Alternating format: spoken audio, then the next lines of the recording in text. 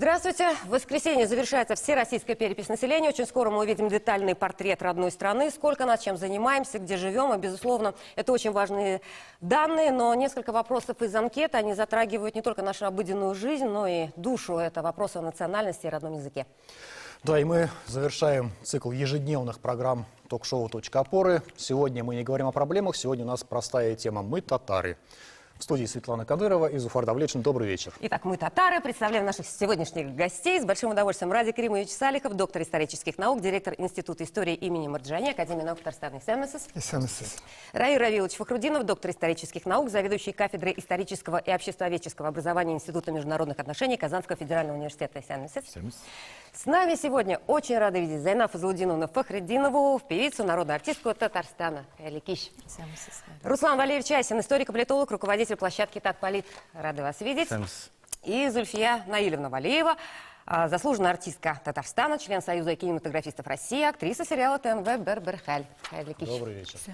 Мы работаем в прямом эфире на каналах ТНВ Татарстан, ТНВ Планета, а также в социальной сети ВКонтакте в группе ТНВ и на Ютубе.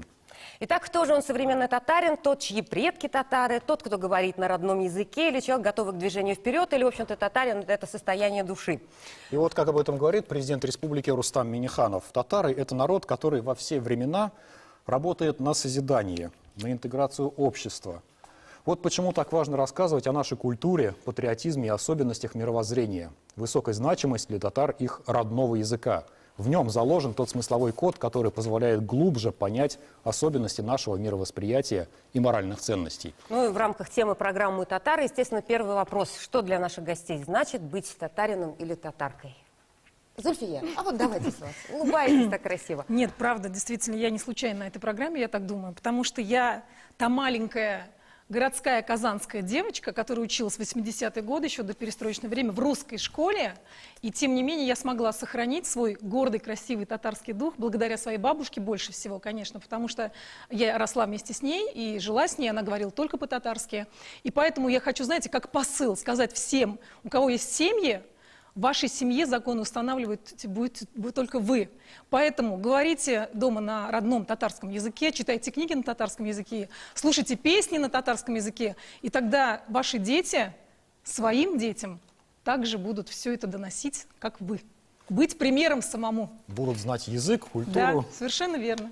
Еще одно прекрасный гость нашей сегодняшний такой же вопрос, Зайна Фазлудиновна. Для вас что значит быть татаркой? Ну, в душе татарка. Это никак невозможно объяснить. Я родилась татаркой, мыслю по-татарски. В общем, вот и все. Мальчики, мужчины. Ну, наверное, здесь, да, от поэтических форм далеко не уйдешь. Как говорил Гумилев, я носитель мысли великой, не могу умереть. Мы, как татары, не можем умереть, мы не можем сойти с исторической сцены. И действительно, быть татарином – это то состояние души, которое как бы не измерить аршином, как говорил, да, известный поэт тюркского происхождения.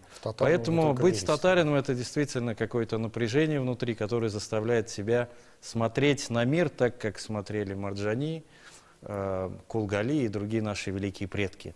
Та как бы мировоззренческая матрица, которой мы все придерживаемся, которая, конечно, венчает и наш язык, и великую культуру, и республика, которая нас всех объединяет. Как общее дело, я напомню, что республика расшифровывается как общее дело, общее дело, к которому мы все должны вносить свою лепту, свою часть души, своих каких-то достатков и так далее.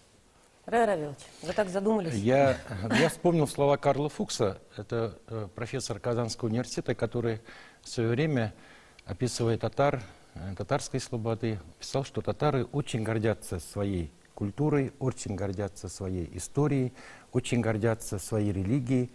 И я на самом деле счастлив, что я татарин. Если у нас Зульфия девочка, которая родилась в Казани, я мальчик тоже, который родился в Казани. Но более того, я родился и вырос в татарской слободе. И вот тот дух татаризма, который он всегда был в нашей семье, отец, мать меня всегда воспитывали в этом духе, сохранили родной язык. И та среда, которая была в татарской слободе, это, конечно, во-первых, очень приятные воспоминания, а во-вторых, это на всю жизнь. Радик Ильич, а вы казанский мальчик? С какой школы? Откуда? Нет, я не казанский мальчик, я из провинции, я из смешанного брака. Но тем не менее, для меня быть татарином — это чувствовать свою духовную сопричастность, ну, как к теплому семейному очагу. То есть у меня сразу встает в памяти мой отец, который меня с 5 лет там рассказывал о Волжской Булгарии, о татарских ханствах. И это вот навсегда у меня в душе осталось. Это родная деревня моего отца, куда мы приезжали. Я сейчас до сих пор очень люблю всех своих родственников и с маминой стороны, хотя она и русский человек, ну и, конечно же, папиных с деревни Арского района Новый Кинер. И для меня это не просто сопричастность к великому народу с великой историей, а в первую очередь к моим родным и к моим предкам. Спасибо, да. Ну вот каждый человек, в принципе, он уникален, даже независимо от национальности, да, но при этом у каждой национальности, у каждого народа есть какие-то общие черты, какие-то родовые черты, да. Вот какие такие черты у татар? Вот послушаем государственного советника, первого президента Республики Ментимира Шаймиева. Если я родился татарином, считаю себя татарином, не поддаваясь никаким посторонним мнениям, смело участвую в переписи и на деле показываю уровень своего национального самосознания. Безусловно, в этом случае речь идет не только о закрепленных законом правах, а о правах, данных нам с рождения нашими родителями, нашими предками. Право сохранить и передать будущим поколениям все это, что в свое время передалось нам через материнское молоко, родной язык, родную культуру, национальные традиции, мы обязаны свято хранить. Мы должны использовать это право с достоинством и с гордостью нести через всю свою жизнь. Очень часто звучат слова по отношению к татарам, в том числе достоинство, гордость. Вот какие общие черты, на ваш взгляд, есть у татар? Вот мы вчера говорили об этнической психологии и так далее, здесь можно сейчас долго разбираться, но если вот сейчас... Ну, наверное, главное, наугад, что я когда называется, сюда да, ехал, душой. давал интервью, и вот тут тоже такой вопрос там прозвучал. Я говорю, что после падения татарских ханств эти татары никогда не жили, как мы вчера говорили, в зоне комфорта. Да? Они всегда противостояли какой-то или внешней среде, или каким-то обстоятельствам непреодолимой силы. Они всегда жили вопреки татары. И несмотря на все эти трудности, сложности, которые возникали и возникают сейчас, и будут возникать, я более чем убежден, татары проявляют и терпение, самое главное, стойкость, несгибаемость, и, как вы правильно сказали, достоинство духа. Я считаю, что татары – это аристократы духа по-настоящему, потому что, невзирая ни на что, они не предавали никого, они не предавали свою страну, они сшили эту страну по лекалам Золотой Орды Российской империи и состоялась. И татары трудолюбивые, и на самом деле выступают маяком знаний для всех народов. Вот тут, уважаемые аксакалы-историки, не дадут мне соврать, как столетия назад татары внесли вклад в реформацию исламской системы образования, исламской мысли. И представляете, люди, которые жили на этой земле, они были основоположниками турецкой нынешней республики, Исхаки, Акчура, Садри Максуди. Вот такие вот, ну, просто мастодонты, да, и мы о них мало знаем. А эти люди, что называется, от сахи вот выросли, у них не было возможности, что называется, там с молодых ногтей учиться, получать знания. Они все это вот преодолевали, и за счет, ну, какой-то внутренней силы, наверное, которую дает вот эта вот татарская земля и татарский дух. Зульфия, на ваш взгляд? Вы знаете, я совершенно согласна. Еще когда была маленькая, у меня все время так протестовало мое нутро против того, что я, когда входила в школу, меня не называли Зульфия, почему-то хотели назвать Зуля. Потом мою маму Савия, ее почему-то называли Соня, а папу, его зовут Наиль, его вообще называли Коля. Я говорю, а почему так? Ну что, нельзя, разве не трудно назвать имя Наиль? Почему он Коля? И причем это не только у нас. Я наблюдала за этим просто и в других семьях. Это было как бы нормально. И вот тогда у меня почему-то внутри все протестовало. Я говорю, я не Зуля, я Зульфия. Вот, наверное, это врожденное чувство вот этого, как сказать, чувство собственного достоинства, когда ты против того, чтобы тебя называли не Зульфия, не Зуля, а Зульфия. Хорошо, спасибо, Зайнаб Зудин. На ваш взгляд, какие черты общие у татар? Что отличает нас так сильно и Но так важно? мы всегда, вот, кто в сфере сцены, пения, музыки, говорим, для нас очень дорого мон. В песне он у нас, у татар, очень глубоко раскрывается, и когда вот это все понимает в татарин, ну, кто-то, он вполне имеет считать право, что он татарин на самом деле. Вот это все сохранившееся в песнях, песня наша, вот все эти жанры, они несут в себе такое великое дело. В общем... Что думают аксакалы? Да. Вот Рустам одну очень гениальную романтическую фразу сказал. Романтик тут еще, Да, что поэт. татары – это аристократы души. Я бы добавил, татары – это не только аристократы души, это рыцари нашей истории. Это люди, которые, наши предки, играли всегда ключевую роль в тех государствах, которые они создавали, принимали участие в создании. И, конечно же, несмотря на очень тяжелую судьбу, у нас история ведь очень яркая и в то же время порой очень драматичная. Татары всегда сохраняли свое достоинство.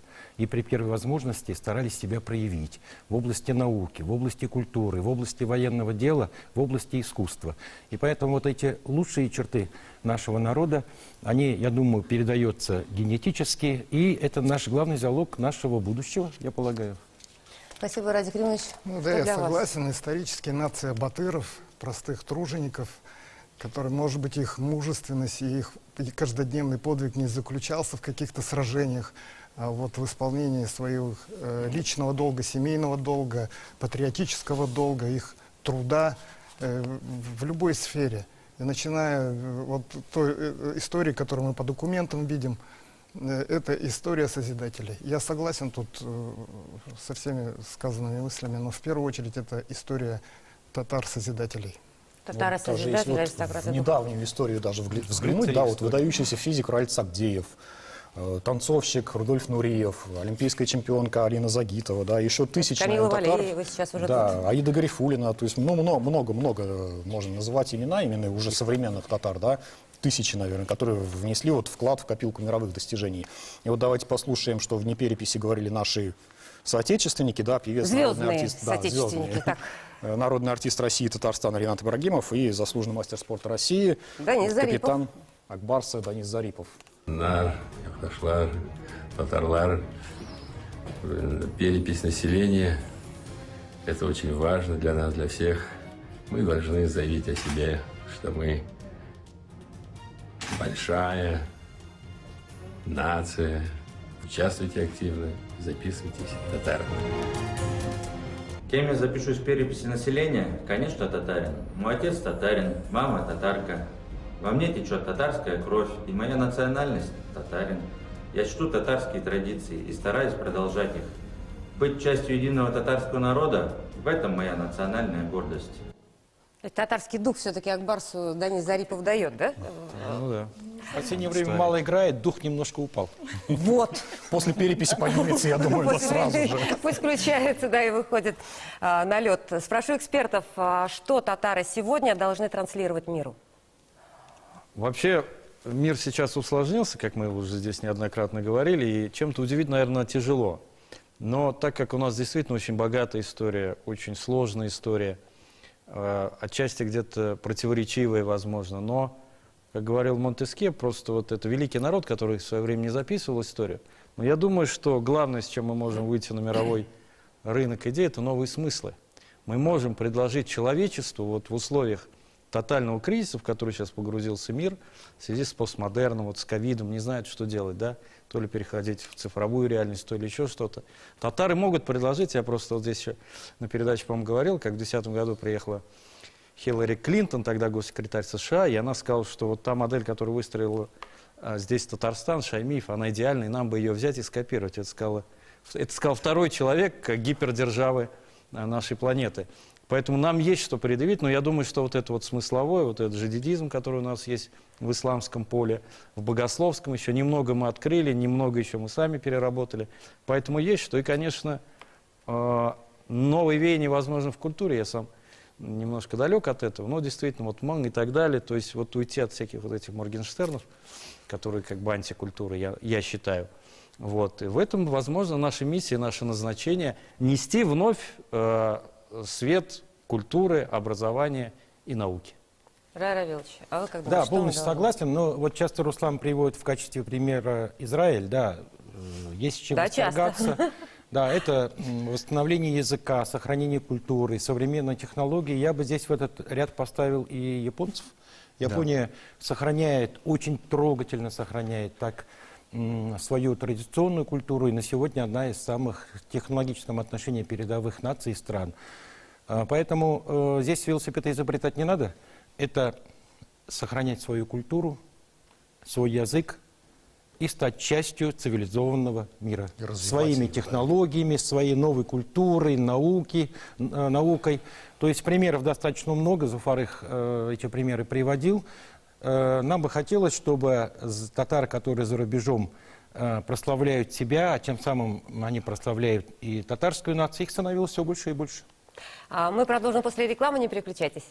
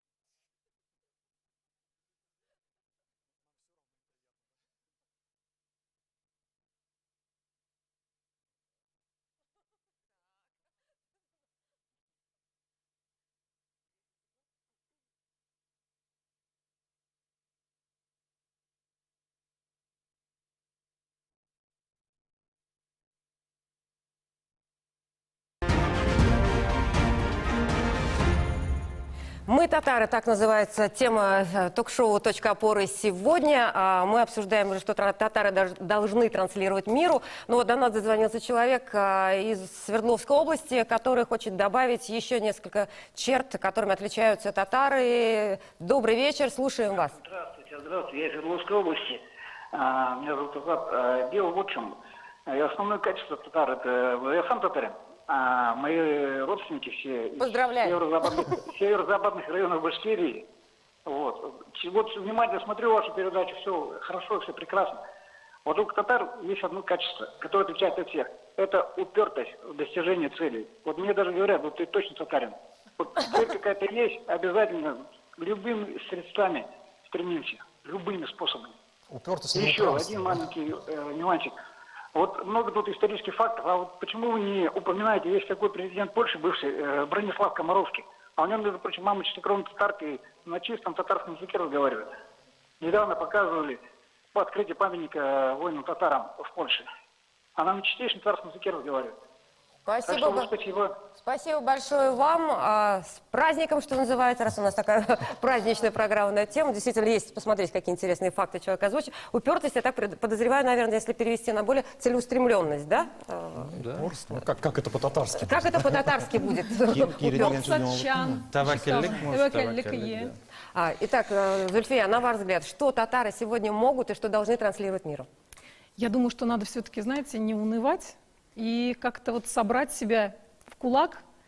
Вот когда я училась в 5 или 6 классе, у нас татарский язык ставили или нулевым уроком, когда было темно, и в школе никого не было, мы приходили на нулевой урок, или мы оставались 8-м уроком. И тем не менее, такие дети были, потому что в семьях где вот родители воспитывают детей именно в таком татарском духе, там дети, они тоже растут более осознанные. И, конечно, нужны еще педагоги патриотические, очень такие люди, чтобы они были настроены на это. И вот таким образом мы читали вслух, приходили. Ну, я и- тоже так учил. Вот посмотрите, мы всего поколение назад, я тоже учился, и нас оставляли, значит, дети играли в футбол остальные. Вот, да, да, мы у нас учили. тоже одноклассники Да, многие играли в вот футбол. в первой школе я учился на Булаке. Ну вот всего за поколение, за 30 лет, за 25-30 лет, смотрите, какой рывок сделали. И Татарстан, ну просто лидер среди регионов. Более того, нас знают за рубежом, там Миниханова принимают на самом высоком уровне, считаются с татарами, уважают. То есть вот нам чуть-чуть дайте возможности. Не мешайте, что называется. Просто не мешайте, не помогайте, не В мешайте. общем, не так все плохо, Да, и дорога и- наша идет. Да, туда, куда поэтому надо. у нас будущее хорошее, перспективное. Главное, чтобы не мешали. Мы свою линию знаем, колею свою, то есть, протоптали. Мне кажется, когда Упертости татарам, достаточно. когда татарам Упертость тоже мешает, достаточно. мне кажется, они объединяются более быстрее и упертые. движутся Да, еще быстрее. Да. Если что, развернулись, я алга все равно. Если разозлимся, то- Лена Остается Гуденова. добавить только тош атканга ош белян ат. Добротой, и всегда же говорят, доброта победит все равно, всегда, ну, вот, надо действовать таким образом всегда, с хорошими помыслами, хорошими делами и точностью, четкостью, вот. Ну, что И нужно еще что открыть эти- миру? И эти качества, они присущи татарам, я так вот, татары с этой стороны очень хорошо, по-своему вывод, да, сделал, потому что у меня муж с Рыбной Слободы, мне кажется, они такие упертые, очень четкий, точный народ, вот, все делают правильно и справедливо. Вот эти Ну, а что- качества, они... о чем мы еще хотим рассказать миру? О своих, но, естественно, мы хотим рассказать, вот опять-таки, вот я в сфере музыки, я хочу синтезировать то, что с прошлым, с народными, связывать наши современные и сегодняшние показатели и направления. Вот этим хочу донести, например, своей публике, народу, вот красоту всей музыки нашего народа. Радик Ильич, на ваш взгляд, что транслируем миру, что должны? Мне кажется, что мы уже транслируем это миру. Посмотрите, я согласен вот с Русланом, посмотрите, как за последние только годы изменилась Республика Татарстан. Даже облик Республики Татарстан, столица наша, Казань, она краше многих европейских столиц. Чистота, порядок, особая эстетика, вкус. Смотрите, какие парковые зоны в Казани. Это уже напоминает какие-то сады Сюмбики, которые легендарные были. Это возрождается на глазах. Вы посмотрите на наших людей. Это взаимопонимание, такое содружество народов, содружество конфессий. Все, что восхищает мир, это у нас. И мы это спокойно, мы живем, мы просто не замечаем, что сегодня мы творим историю. Вот многие иностранцы, да, когда приезжают вот, в Кремле, наблюдал, вот они удивляются просто и задают вопрос. Вот первый вопрос, который они к президенту задавали, что тогда у Минтимира Шаймееву, что вот как это у вас вот здесь вот стоит мечеть и в 100 метрах церковь. Вот это для многих иностранцев просто было это, вот, нонсенсом. Да, вот, да. Мы Для к этому нас- привыкли, у нас это Конечно. все Для нас нормально. это абсолютно действительно. Европа-то норма. погружалась в религиозные войны, а мы смогли найти вот этот вот общий И в вектор. этом наша сила. Да, и в этом наша сила, конечно. Сегодня, вот сейчас в завершении, мы побольше времени вам сейчас дадим, да, если бы Да. была возможность, не знаю, правильная точка это или неправильно, но если бы вы сегодня могли обратиться Ко всем татарам мира, ко всем да? татарам и, возможно, к будущим поколениям. То есть вот такое обращение к нашему будущему поколению татарскому, к нашим Что, да, почему мы потомкам. должны гордиться, С чем что мы татары? вы бы обратились? Ну, я бы в первую очередь, конечно, привел цитату Марджани, «Камсансин татар был масан», да, кто-то, если не татарин, с одной стороны. С другой стороны, это большая ответственность быть носителем большого исторического наследия, цивилизационного начала. Быть татарином, как я уже сказал, это очень благородно и аристократично, потому что, собственно говоря, даже те правители в России, которые там были, они связаны исторически, генетически с татарами. Вот, поэтому аристократизм нам присущ. Но если говорить о будущем, то бы я призвал, конечно, наших там, будущих потомков, чтобы они сохраняли язык, культуру, потому что язык, как я уже постоянно говорю, это не средство коммуникации, это мировоззрение, это наша основа, это наш взгляд на мир. И этот фактор соединяет прошлое, настоящее и будущее. Поэтому, вот вчера тоже было сказано хорошо, «Тельнинг бара или бар», то есть у кого есть язык, у того есть и страна, государство, пространство. Потому что язык, как говорил немецкий философ Хайдеггер, это дом бытия. Вот у тебя, если есть язык, у тебя есть бытие. Ты существуешь. Если нет языка, значит, ты сгинул с исторической карты мира. Поэтому мы татары, мы были, есть и будем, никуда уходить не собираемся. И в этом смысле я считаю, что татары еще внесут свою существенную лепту в цивилизационное развитие. Спасибо, Зульфия. Еще раз хочу повториться, что то зерно, которое мы заложим сегодня, оно прорастет завтра. И поэтому телебарну или бар дигенсюз, мы должны сохранить свой язык, так хорошо его сохранить сегодня, постараться с нашим молодым поколением поработать. Вот я сейчас работаю через театр, именно с малолетними нашими, с детишками. Они интересуются, во-первых, это очень эмоционально, а через эмоции речь и язык татарский, он сохраняется еще лучше, он погружается очень глубоко. Поэтому надо с нашими детьми, с нашим молодым поколением говорить на татарском, работать над языком для того, чтобы завтра проросло вот это вот именно молодое татарское поколение. Занна Фазуллина, Да. что бы вы До наших сказали? дней многое сохранилось, конечно. Нельзя нам терять то, что существует сегодня. Конечно, нашу. И эту самобытность надо развивать по-разному, с новизной. В общем, мы не должны терять свое лицо. Это самое главное. Рай Равилович. Счастье татар мне дороже жизни. Дождусь ли я для них достойной жизни? До срока думай тяжкую состарен, ведь я татарин, истинный татарин. Это Тукай. Тукай. Спасибо, Радик Георгиевич. Я очень много и часто разговариваю со своими детьми. Я говорю им, главное, помните о своих предках, любите их, уважайте религию своих предков. Помните, что вы и ваши дети должны быть татарами, называйте своих потомков татарскими мусульманскими именами. И мне хотелось бы сказать, что и те татары, которые не знают еще языка, и которые, может быть, и истории-то хорошо не знают, но чувствуют себя татарами, они должны знать, что мы их любим, это одна наша семья, у нас есть национальное единство. Спасибо. Душа татарского народа в песнях. Да, запускаем под завершение замечательную композицию Зайна Фазлудиновны. До 14 ноября еще есть время пройти перепись и заявить о том, кто мы такие. Да.